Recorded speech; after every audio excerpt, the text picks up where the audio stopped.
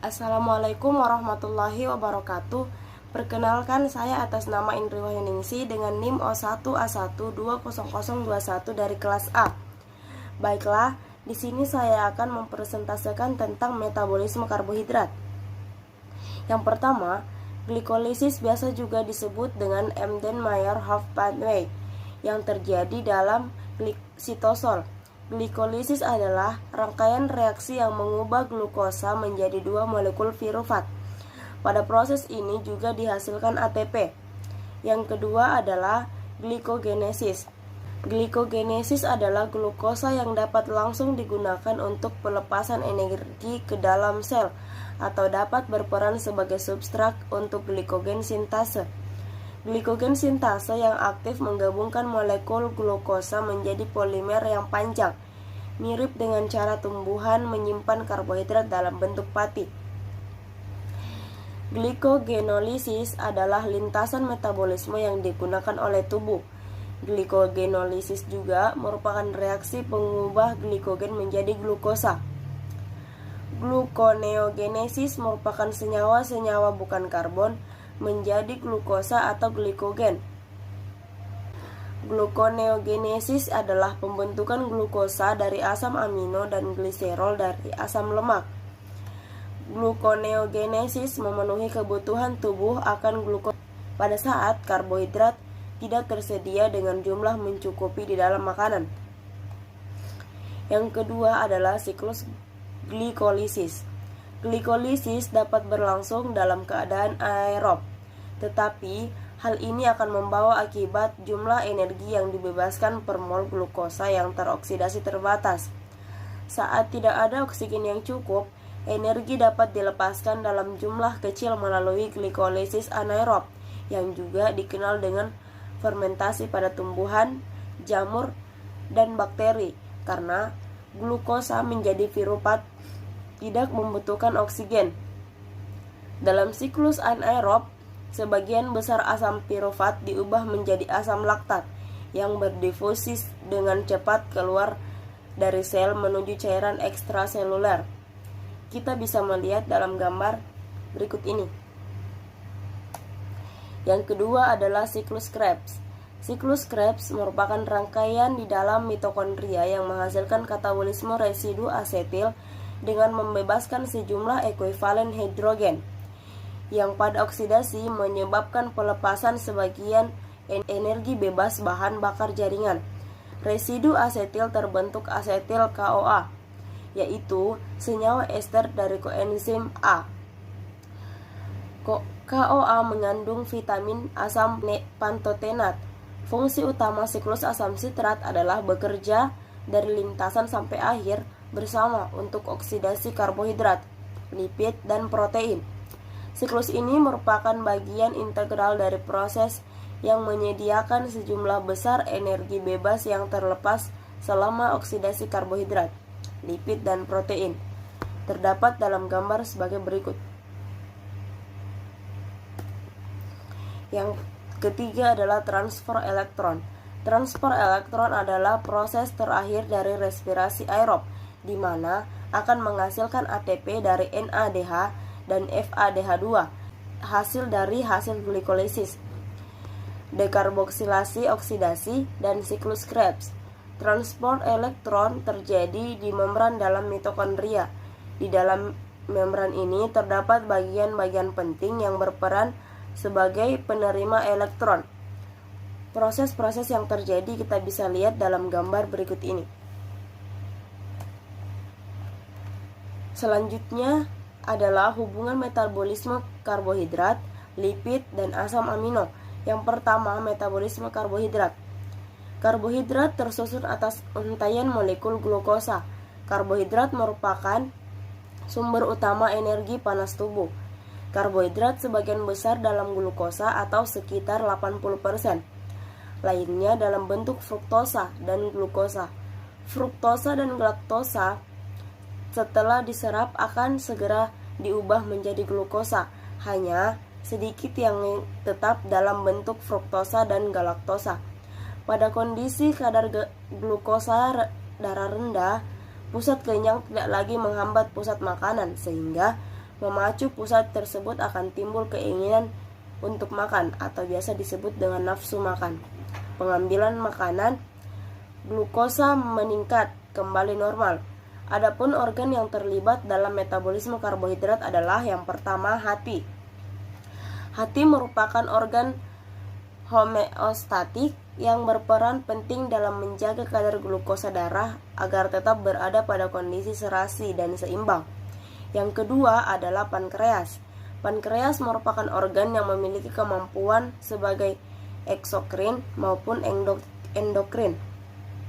Yang keempat adalah medula adrenal, tersusun atas romafin yang berperan menghasilkan hormon epinefrin atau biasa disebut juga dengan katekolamin. Yang keempat adalah kelenjar tiroid yang berperan untuk meningkatkan metabolisme terutama oksidasi seluler. Yang kedua adalah metabolisme lipid. Untuk unsur lemak dalam makanan yang memiliki peranan penting dalam proses fisiologis adalah yang pertama trigliserida, fosfolipid, dan kolesterol. Trigliserida tersusun atas lemak dan gliserol. Yang kedua adalah kolesterol. Kebanyakan berasal dari kolesterol hewan, sedangkan kolesterol dari tumbuhan sukar diserap usus. Kolesterol dalam makanan terutama berasal dari otak, kuning telur, hati, dan lemak hewan lainnya. Kolesterol makanan dalam wujud sebagai kolesterol ester. Asam lemak diserap oleh sel mukosa usus halus dengan cara difusi.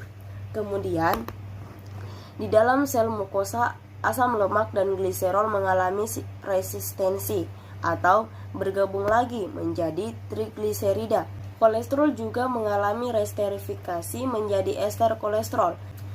Trigliserida dan ester kolesterol bersatu diselubungi oleh protein menjadi kilomikron. Pengangkutan asam lemak dan kolesterol dapat dibedakan menjadi dua jalur. Yang pertama adalah tahap pengangkutan asam lemak dan kolesterol dari usus ke hati dalam bentuk kilomikron. Yang kedua adalah tahap pengangkutan asam lemak dan kolesterol dari hati ke seluruh tubuh dalam bentuk lipoprotein. Yang selanjutnya adalah metabolisme asam amino. Berdasarkan banyaknya asam amino dapat dibedakan menjadi yang pertama, peptida. Jika terdiri atas untaian pendek asam amino atau 2-10 asam amino.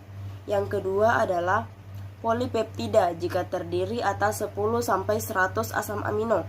Yang ketiga, protein jika terdiri atas untaian panjang lebih dari 100 asam amino.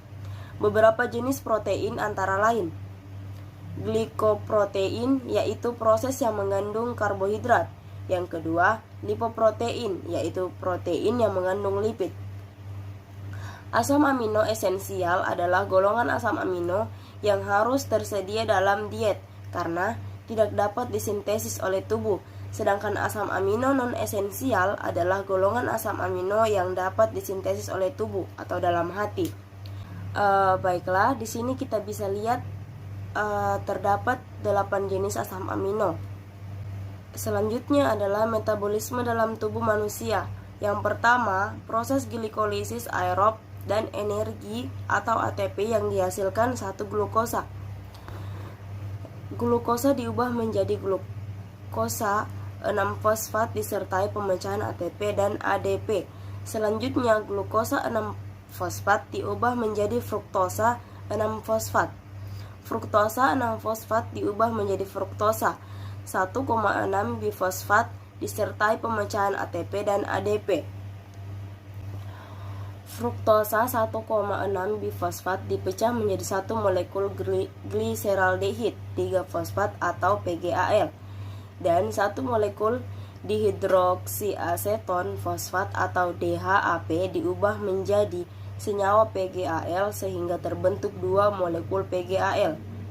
Molekul PGAL diubah menjadi senyawa 1,3 bifosfoglycerat dengan cara mengikat PI atau fosfat organik. Setiap satu molekul PGAL menghasilkan satu NADH. Yang selanjutnya adalah 1,3 difosfogliserat diubah menjadi 3 fosfogliserat. Pada reaksi ini dihasilkan ATP sebagai sumber energi. Selanjutnya adalah 3 fosfogliserat diubah menjadi 2 fosfogliserat. Selanjutnya adalah 2 fosfogliserat diubah menjadi senyawa fosfoenol pirufat atau biasa disebut dengan PEP. Selanjutnya adalah fosfoenol pirufat diubah menjadi asam pirufat disertai dengan pembentukan ATP. Selanjutnya, ATP merupakan sumber energi yang nantinya digunakan untuk transport aktif menuju mitokondria. Untuk 2 molekul NADH yang dihasilkan akan ditransfer ke tahap transfer elektron. Yang kedua adalah glikolisis anaerob dan energi ATP yang dihasilkan 1 glukosa. Respirasi anaerob adalah reaksi perombakan karbohidrat, dalam hal ini glukosa. Respirasi anaerob adalah reaksi perombakan karbohidrat, dalam hal ini glukosa, yang dilakukan buat menghasilkan energi tanpa menggunakan oksigen. Respirasi anaerob ini tergolong ke katabolisme karbohidrat karena dia memecah dan menyederhanakan glukosa.